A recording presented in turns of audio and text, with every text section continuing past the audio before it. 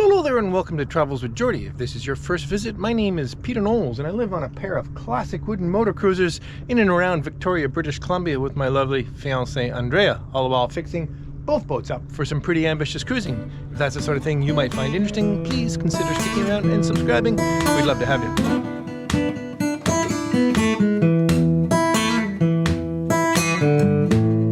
Well, this week was the beginning of the big 2-week push. We finally got some lovely weather and we can finish up the bright work on Poem because less than a week from now, she goes back to Victoria and we carry on with our actual summer cruising on MV Geordie. All right, in the never-ending saga of marine systems failing, the water heater has packed it in. And it hasn't just packed it in by not making hot water, it's decided to pack it in by leaking water profusely into the bilge. Well, that's not so much of a problem. I have a bilge pump. The problem is we have a limited amount of fresh water, so I had to attend to it quite promptly. Anyway, bottom line is now we have no hot water, and you'd be surprised there are a few times when we can actually generate enough solar that we can make hot water while we're out here every couple of days. Very nice for showers. So I'm going to swap it out. Now I'm rather remote and don't have access to a new one, with the possible exception of stealing one out of Poem. Now I'm not entirely happy with that, except I knew I was going to change the one on Poem anyway, so yeah. When locating a water heater in a boat, RV, even a home to be fair, you'd like to put it as close to directly below the tap that uses the most hot water, so that every time you turn on the hot water, you're not flushing and wasting a lot of cold water. There are other solutions to deal with that, but keep it simple. So the hot water is directly underneath this cabinet, directly behind these steps. And you might say, whoa, that is not a very convenient place to put it. But I was quite clever when I built these steps here, that the whole thing is modular. It slides out simply for easy access to this hot water heater and whatever system I might put here. Water maker? Anyway, let me get this out. The only downside is this is full of jars and cans and, oh, this is an exceptional gin, by the way. Yeah, let me just get to this and yeah. Once empty, it's simply a matter of hefting it up, getting it to let go of it. There we go. And up and forward. And there we go. There's our little malfunctioning friend. For those of you who are new to the show, I'll give you a little tour of what's going on down here. Some years ago, I did quite a bit of work down here, which resulted in, well, a lot of new butt blocks. Remember that, folks? Some new framing, which wasn't sistered. I put them actually halfway between the existing frames. All new floors, all new engine beds. We can see the muffler way down there, or I expect you can. Ahead of here is the engine box, and here's our little friend, the hot water heater. Now, to be fair, oops, I said hot water heater and I promised myself I wouldn't. I don't know why I say hot water heater, but I get so much flack for it. Anyway, here's the water heater. Now, to be fair, this water heater was on the boat when I bought it. It is, in fact, the last original piece of mechanical equipment that was ever on the boat, so I'm not at all surprised it has sprung a leak. Obviously the tank itself has corroded and leaked. Just a bit on the plumbing. You can see it's not super elegant because, well, as usual, it's interim. This little goodie here is the circulation pump for the hot water coming from the engine. In fact, these pipes don't even go to the engine, they go to a heat exchanger next to the engine. The logic being, I don't necessarily always want all that coolant coming all the way through and heating the hot water, because in time I expect to have a Webasto diesel heater, which will tie into this circuit anyway. More on all of that later, but this works just fine for me now. Okay, let's get this out of here. Oh yeah, I forgot the beautiful big tanks. These are 100 gallons each. Woohoo! Specially made platform just for this purpose. Or at least very good for it. All right.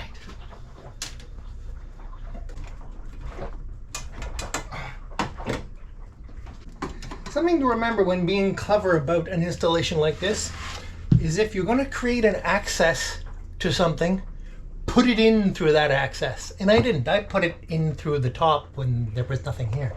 So it's a little harder to get to than I'd hoped. But The next installation will be this way. So I'm advancing things here.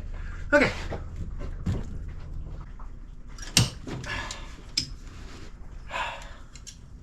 Easy, careful.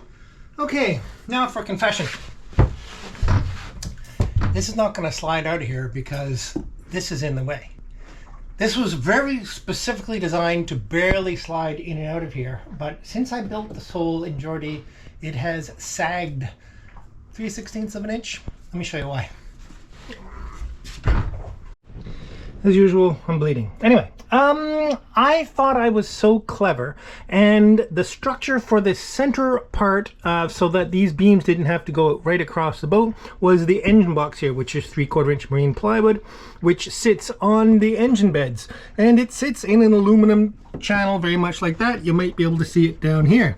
What you might also be able to see is this piece of backer rod, foam tubing, basically, not tube, like a solid rod. Anyway, I put that in there hoping to create a bit of a cushion so that all the vibration that the engine was going to impart onto the engine beds didn't telegraph straight up to the sole. I thought, yes, that'll be like a little shock absorber and everything will be just fine. Except it's completely the wrong type of material. It instantly crushed and dropped the entire sole 3/16 to 1/4. It's got to be rectified. But in the meantime, I have this problem. Not to mention this problem. What? So we're going to employ the ancient fundamental of brute force mechanical leverage.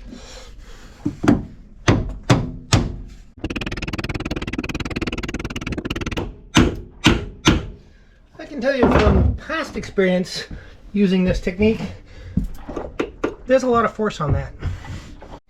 It needs about another 1/16 of an inch. Let's see if we can lift this side just a hair. This one along a little.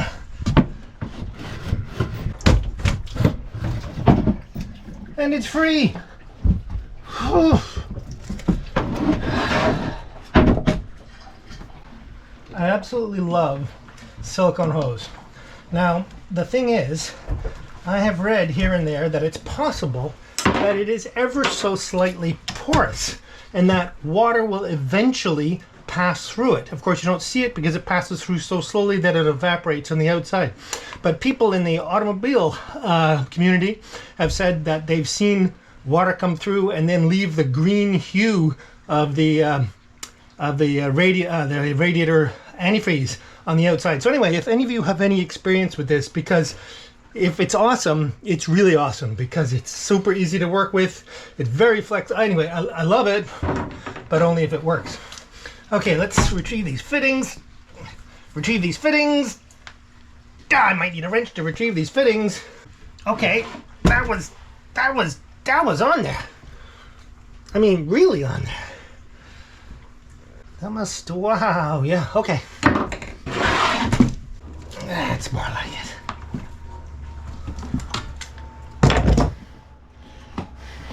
So use PEX fittings for me when they have a piece of PEX on them. Get thrown in the bottom of my plumbing bin, because it is possible, of course, to remove these clips and take this piece of PEX off, but until I really need this part, I tend not to do it. Okay. Out with you. Alright, so here we have quite a sweet little water heater that was aboard home.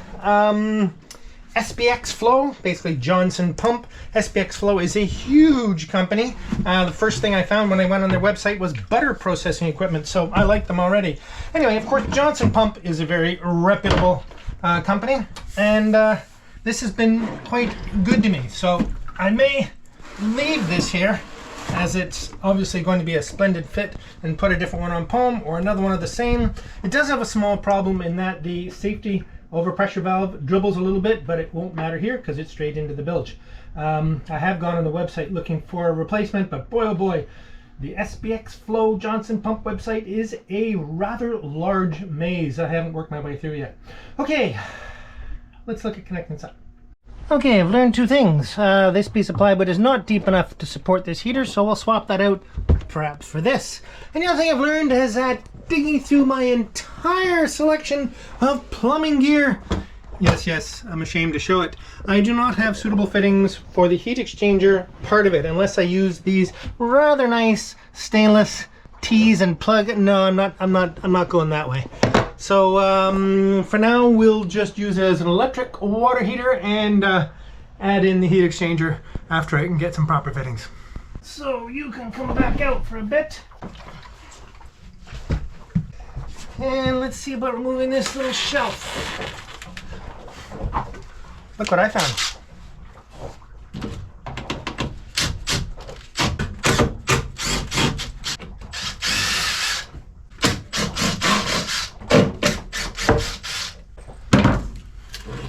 All right. So this will go quite nicely, right there. Modified slightly. So slightly trimmed. Get that out of the way, and that fits just perfect. That'll work great. But I've lost my little work platform, so while I still have it, I'm going to extend the water line. Yeah.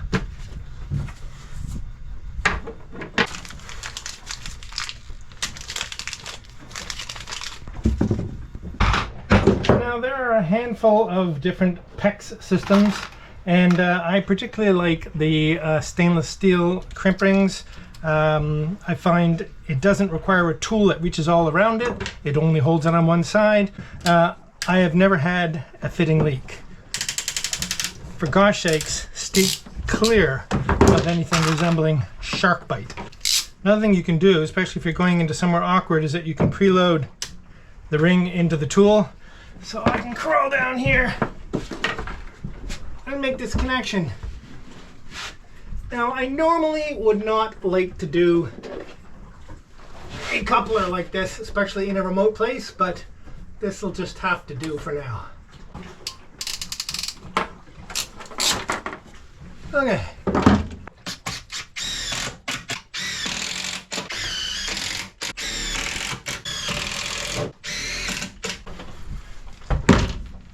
About the only thing I really don't like about this water heater is that it uses compression fittings.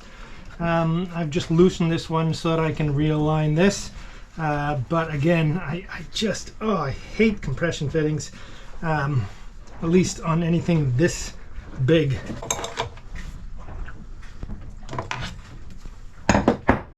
And as I mentioned, getting these PEX fittings off is really no big deal. I use side cutters to get the actual ring off.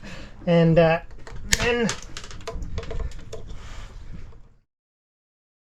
okay, now this will be stuck on because of the rings grooves. So what I do is I just pinch it a little bit with vice grips or channel lock pliers or whatever, as I am here, and that puts a little nub in it, and by the time you let that nub go back the other way, you've stretched the plastic and it'll come right off. Easy. Don't be tempted to take your utility knife and cut the pipe in this direction, because you'll put little nicks across the brass rings, and I suspect that will reduce the likelihood of a successful reconnection.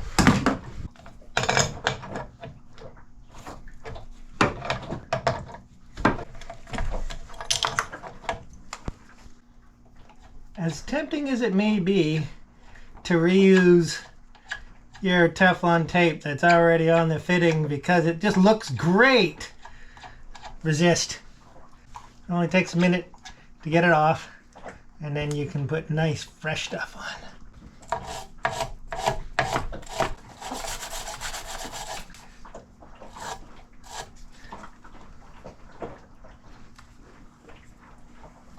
Very nice.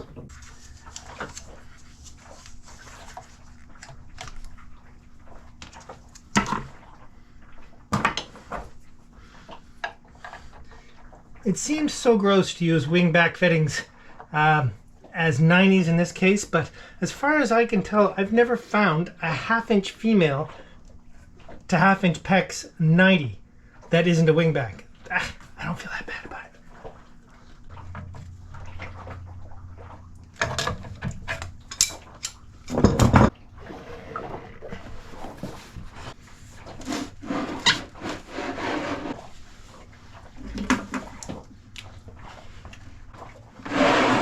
Now, those of you who are noticing that there's still water trickling out of this thing, that's fair.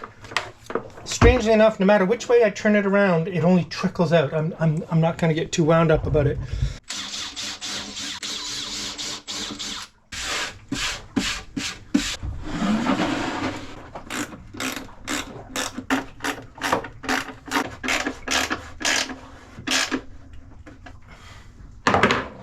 Okay.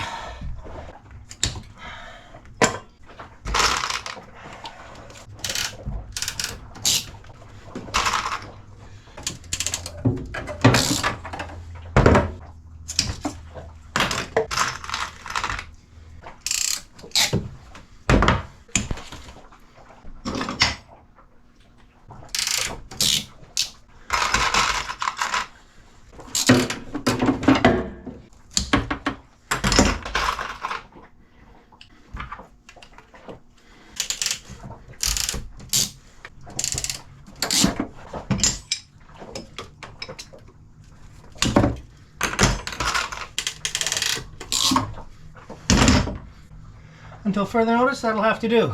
Skipping the circulator because we have no hot water from the engine. All we need now is to put in a receptacle to plug it into.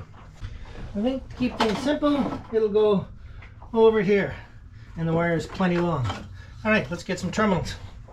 I won't go too deep into my philosophies of how to wire electrical outlets on boats, but at the end of the video I might post you a link to my thoughts on that.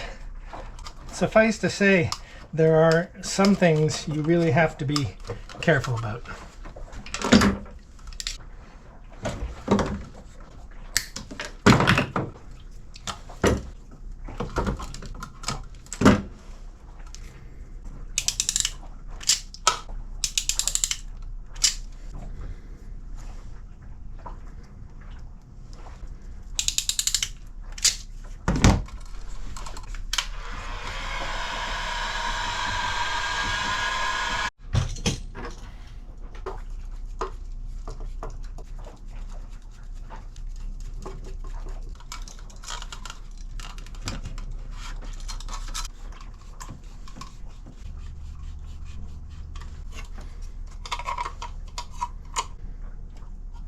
Of course.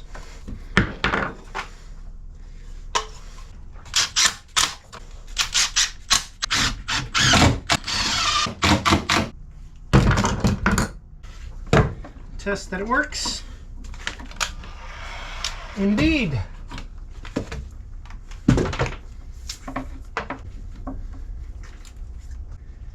Add some zips to this. Oh, I hear it chugging away, making hot water.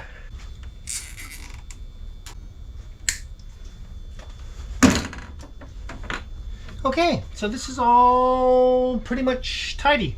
We'll revisit this next week or later this week whenever I get the proper fittings to make hot water from the engine. And then just like that, we can toss the steps back in, slide down, kind of transfer your fingers to the inside at the magic moment, and we're in.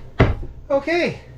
Want to take a moment to send out a huge thanks to Stephen Carroll, who recently came aboard as a new Patreon, as well as John, who very kindly sent a generous donation through the mail. Thank you so much to both of you, and welcome to the crew. Well, I've been getting really beat up today, working from the dinghy on the port side here. It's settled now, but oh my gosh, it was bouncy for a while. Anyway, I have finished sanding and prepping the port side. Give myself a break for the balance of this afternoon.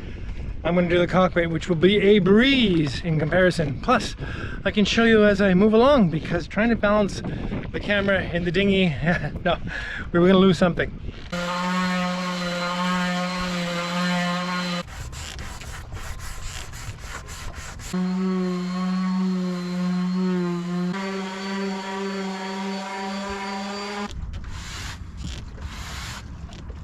When you're sanding off just varnish, you don't want a hard sanding block because it'll push too hard in any given point and cut right through to the wood.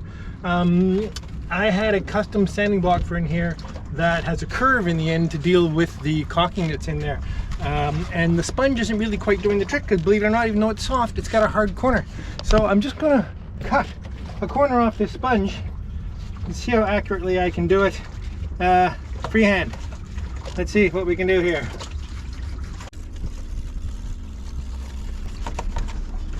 Well, I can't say it's pretty, but it's probably effective.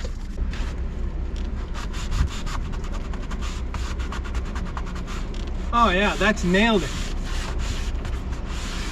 Okay, so it's calmed out nice enough that I can do some staining, and we'll see how we do here. So my technique with Poem, at least, to keep it dark and to keep it red is after I sand off the previous year's top coat of varnish, I put in one quick rub down of red mahogany stain, which actually stains quite neatly into the sanded varnish. I don't know if you can see how nicely this is sort of picking this up. So that has been a really great technique. This is it's the third year I've done this, and because the sun bleaches red out of wood, anything, so much more quickly than the other colors, it tends to go brown over the years. So, and I like it red. So this is a really effective way, I find, to just keep the deep red color that I'm looking for. There are going to be some problems as I move aft, though.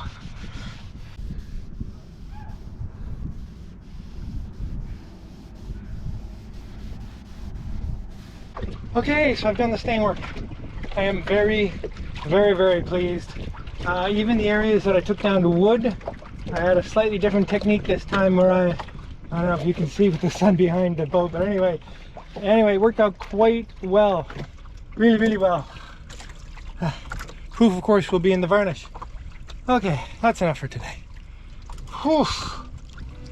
Time for a shower. Hot shower, because I can do that.